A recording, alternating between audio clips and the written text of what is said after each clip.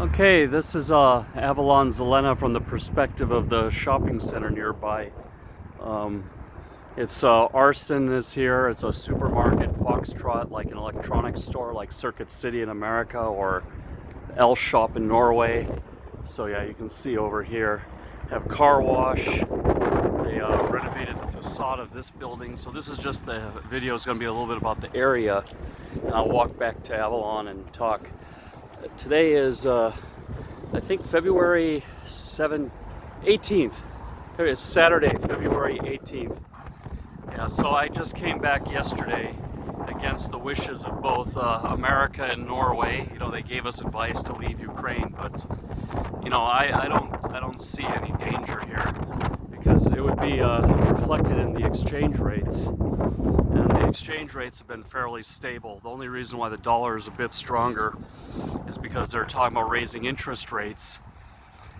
So that would have more to do with it than Russians on the border, you know. So yeah, now, yeah, just since I'm walking over to Avalon, well, I just want to point out this building. I think this is like a gas company here, and there's a post office, Nova Post, the private post company. And in Avalon, we have the regular Ukrainian post.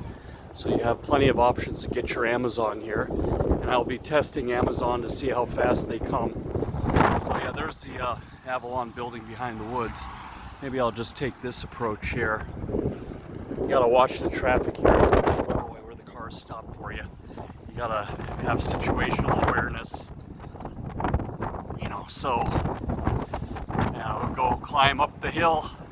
And there's a bank here, Oshot's Bank. So we have like a house with graffiti on it. And there's behind these trees another house that's being in the process of being torn down. But in general, the surroundings are good. We have a new building over here. And then the Viking Park is over here. It's like a new office building kind of geared towards the IT. And then there's also some apartments there as well. So yeah, everything in the area is coming around good. You know, there are people, civilians walking, you know, they're all, yeah, everyone's life as usual here in Ukraine. I don't see any barbed wire or tank traps or anything like that. But this is Lviv, the west. But supposedly the British think that the Russians will show up here too. But I have a different view of that. There's something called the power paradox.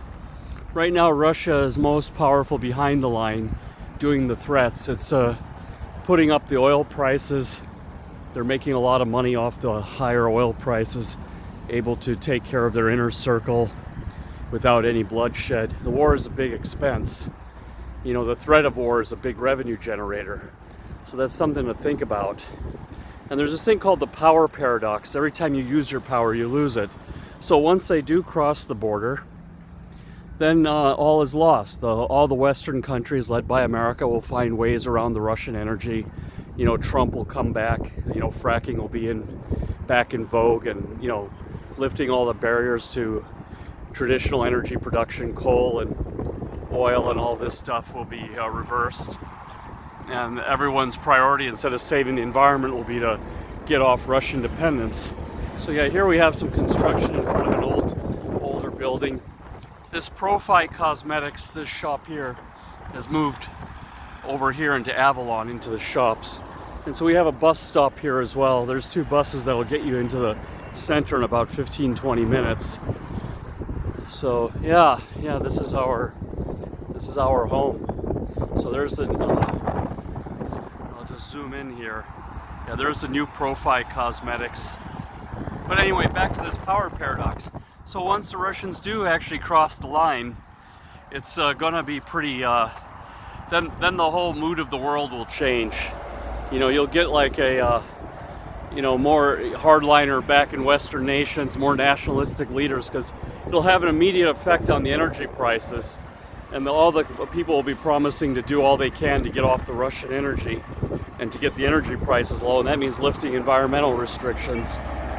You know, and you know, coal will make a comeback, nuclear will make a comeback, and in about a generation's time, you know, Russia will be very poor. You know, it'll be like, and I don't think Putin's inner circle wants that. They don't want their assets frozen overseas. They don't want to be denied access to the West or Western products. So, as I see it, and it's kind of reflected in the currency markets and the gold prices, this is a nothing burger, really. You know, yeah, there's some flare-ups in eastern Ukraine, and perhaps the worst case is that Russia will just settle the eastern provinces that are already practically Russian anyway. You know, so I think that worse they stand to lose the breakaway provinces than you know, having a full-scale sacking of Kiev or something like that and installing a puppet regime. I just don't think that's going to work, and I think there's some intelligence analysts that agree with me. Long time ago, I used to be in U.S. Navy intelligence, so I have some skills at reading the news and analyzing the data, but mainly I look at the financial markets as a leading indicator of what's going to happen next. And you know, I don't see it. You know, nothing is really showing up in the financial markets. But anyway, we're back on the grounds. I think you've seen this, the Blazhenko. This has been here from before, and it looks like these new buildings since last time are a lot more busy. I see some people walking, things have opened up. You know, parking is getting to be a hassle here. We're having a bit of a problem managing the dog crap as well. You know, their dogs are crapping and people are not cleaning up, and I had proposed that we just include that as part of the cost of services. And then, you know, obviously some neighbors objected, well, I don't have a dog, why should I pay? Well, you might have a kid and the kid will pick up the dog crap and kid will get sick. It'll cost you a lot more than $1 a month to have someone come up here and look after the yard. But we definitely need someone to look after the yard. So yeah, so that could be part of the services. We can create a job for somebody. Everyone just pitches in $1 a month, you know. But you know, I don't know, that's almost seen as sacrilege or communism here, you know, to work like a community. So I hope these attitudes change. Not all socialism is bad. You know, socialism a lot of times means just working together and you get a lower per unit cost, you know, because you're basically all doing it together, you know, buying in bulk, as one would say, buying services in bulk and spreading the workload around, you know. So yeah, I do see the dog poo should be a public concern, and that should be something addressed, just like, you know, cleaning up the snow. Some people can complain, hey, I sit home all day, why should I be responsible for shoveling snow? It's just a part of living in a community. But yeah, it looks good. It looks like they're opening. Avalon is getting it done. You know, they're you know, I would say there are some quality issues with the apartments, but they're nothing that can't be fixed. And I think a lot of apartment complexes have quality issues. But I'm liking what I'm seeing. And it looks like they learned from the first, you know, I'm in this building right here. They've now learned to put the air conditioning covers and have more uniform air conditioners. Maybe we can go back and refit, do some rework in our building to make it look more uniform. But I know, I'm thinking about getting another apartment soon, another Avalon apartment, you know, in the Project Flex or Avalon Time or something like that on the other side of Lviv, you know, more closer to Poland, you know, the side going towards Poland. But I think they're probably sold out. There's another project, Avalon Yard, you know. No, this is open, the park, yeah, this wasn't finished last time. So, yeah, so this building looks like it's open and people are coming in and out. So they have the modern European playgrounds with the AstroTurf, you know, and all this like jungle gym. And I think they don't have any pull bar basketball. I just had some bunch of stuff sent from Norway coming here to Ukraine on March 6th, including my basketball. I'd like to shoot some hoops and take a break.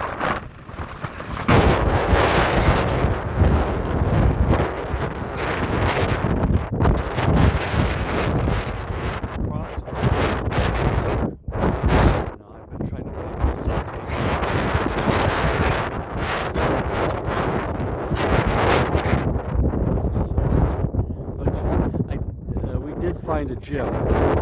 There's a place called Liga Fitness about 15 minutes walking from here. There's actually two other gyms. One is like $100 a month, which is crazy money for Ukraine. 100 euros a month, which is crazy money for Ukraine. And then there was another one called Bronx Gym, which is a CrossFit gym, so they didn't have all the equipment.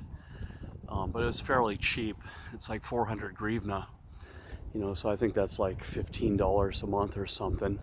But this Liga Fitness, I think, is about the same, about $15, $20 a month. So yeah, now we've settled that. There's also a market nearby selling all the fresh fruits and vegetables, like a granny market. You won't see these in Europe. They would never meet regulatory standards.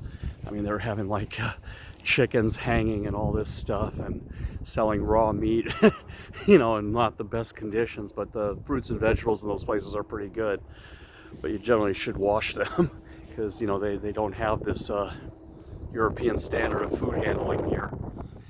But you get around it. It's definitely worth it, you know, considering the amount you save. And yeah, so I'm discovering more and more. On Monday, I pick up my resident permit. It allows me to stay here 3 years uninterrupted, so I don't have to go back and forth anymore.